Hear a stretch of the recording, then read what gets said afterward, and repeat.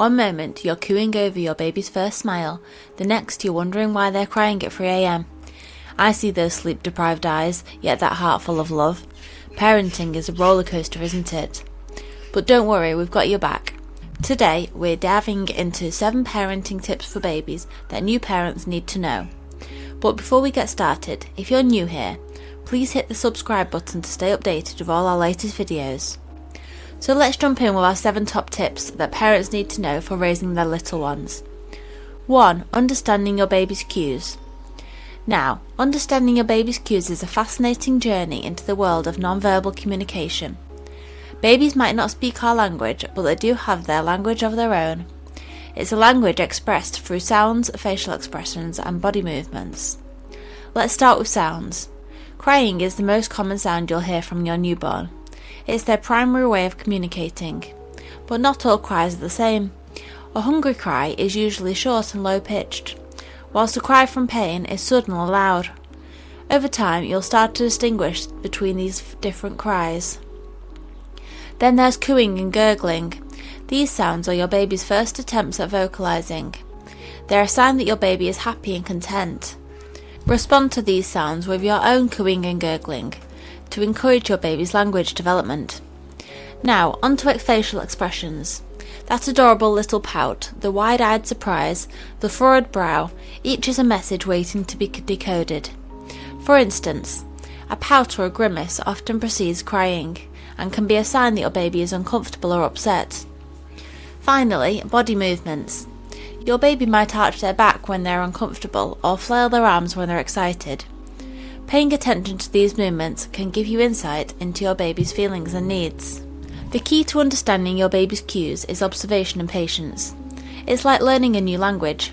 It might seem challenging at first, but with time you'll become a pro at understanding what your baby is trying to tell you. And remember, every baby is unique. What works for one might not work for another. So take the time to learn your baby's unique language. It's a beautiful journey of bonding and discovery. Moving on to the next tip, establishing a routine.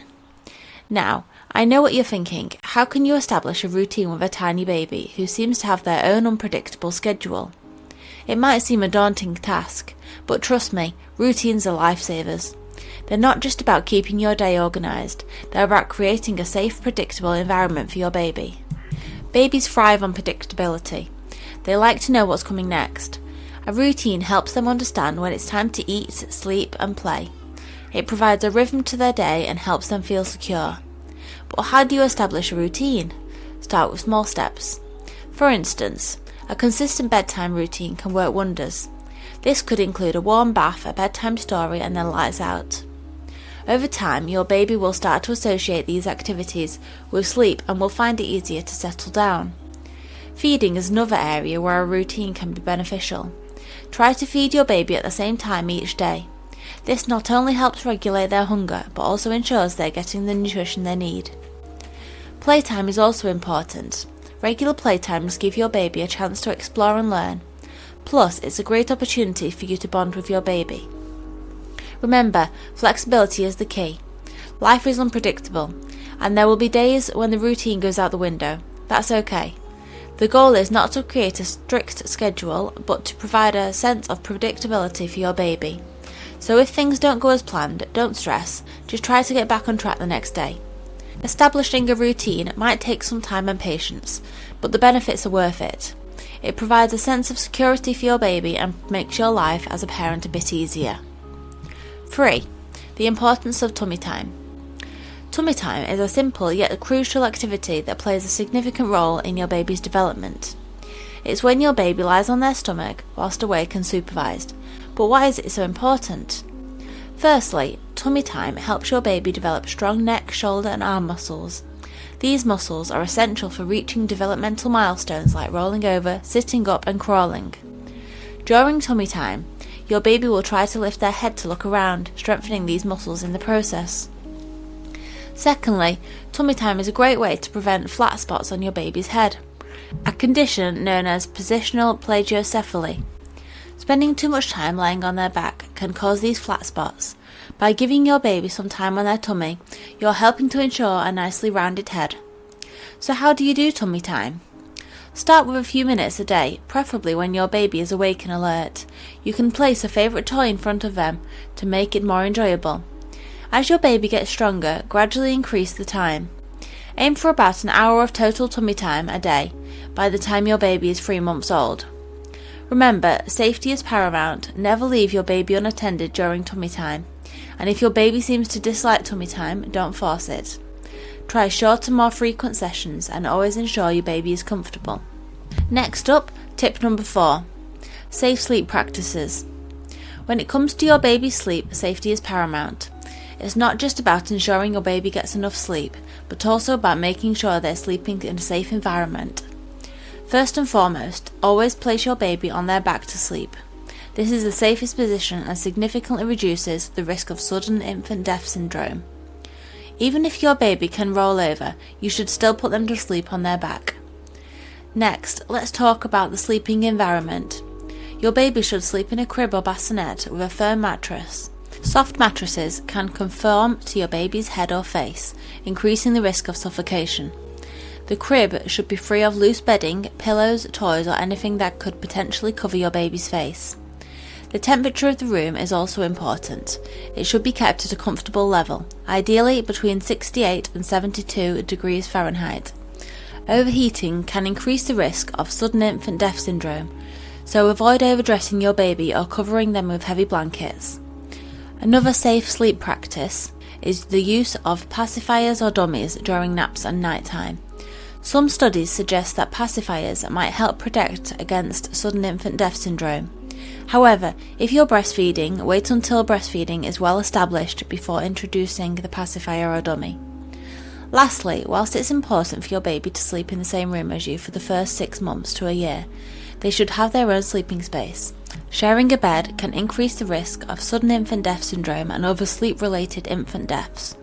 Remember, every sleep time counts, so these practices should be followed not just during nighttime sleep but also during naps. Safe sleep practices can significantly reduce the risk of sudden infant death syndrome and provide a safe, comfortable sleeping environment for your baby. Tip 5. Feeding and nutrition. Feeding and nutrition for babies and newborns. Ensuring our tiny ones get the right nutrients is a top priority, but it can sometimes feel like navigating a complex labyrinth. But fear not, we're here to guide you through it one step at a time. Nutrition plays an absolutely pivotal role in your baby's growth and development. It's the fuel that powers their tiny bodies, the building blocks that helps them grow, the catalyst that keeps their brains learning, and the shield that helps their immune systems ward off those pesky germs.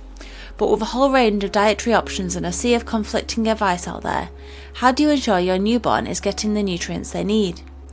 Firstly, it's important to remember that every baby is unique, with their own nutritional needs and feeding habits.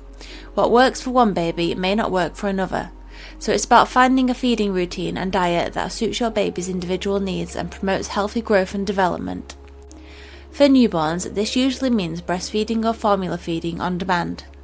Breast milk or formula milk provides all the necessary nutrients for your baby in the first 6 months of life. And let's not forget about the importance of introducing solid foods around 6 months of age, which is a whole new adventure in your baby's nutritional journey. But nutrition isn't just about what your baby eats, it's also about the environment in which they eat.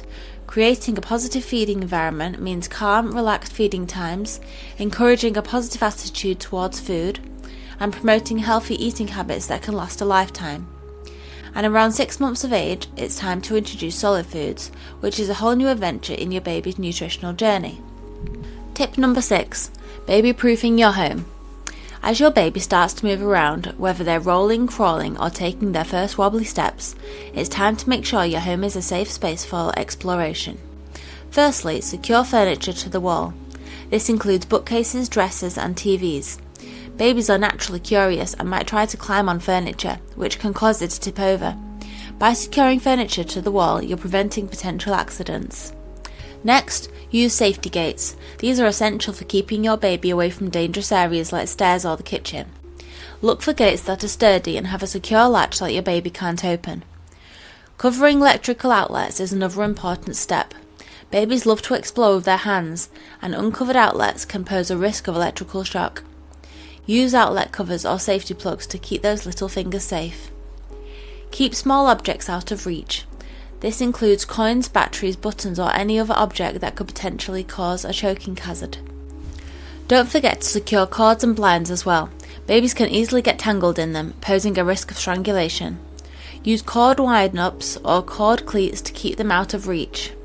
Lastly, install corner guards on furniture with sharp edges, and use door stoppers to prevent doors from slamming on little fingers. Baby-proofing is all about anticipating and preventing potential dangers. It might seem like a lot of work, but remember, your baby's safety is worth it. And as your baby grows and starts to explore more of their world, you'll need to update your baby-proofing strategies to match their newfound abilities. And finally, tip number 7, taking care of yourself. Yes, you heard that right. As a new parent, it's easy to get so wrapped up in taking care of your little one that you forget to take care of yourself. But remember, you can't pour from an empty cup. Taking care of your own physical and mental health is not just good for you, but also for your baby. Parenting is a marathon, not a sprint. It's a long-term commitment that requires stamina and resilience, and that's why it's important to take care of your physical health. This includes eating a balanced diet, getting regular exercise, and making sure you get as much rest as possible. I know easier said than done when you have a newborn, but even a few minutes of rest can make a difference. Mental health is equally as important. It's okay to feel overwhelmed or stressed. It's okay to ask for help. Don't hesitate to reach out to your support network, whether it's your partner, family, friends, or professional counsellor. You're not alone in this journey. Find time for self-care, even if it's just for a few minutes a day. It could be a hot cup of tea, a short walk, a relaxing bath, or just some quiet time to read or meditate. These moments can help you recharge and handle the challenges of parenting with more patience and energy. And remember, a happy parent equals a happy baby. Your baby picks up on your emotions. When you're relaxed and happy, your baby is more likely to be relaxed and happy too. So there you have it, 7 parenting tips for babies that new parents need to know. Remember, parenting is a journey filled with love, joy, challenges and learning.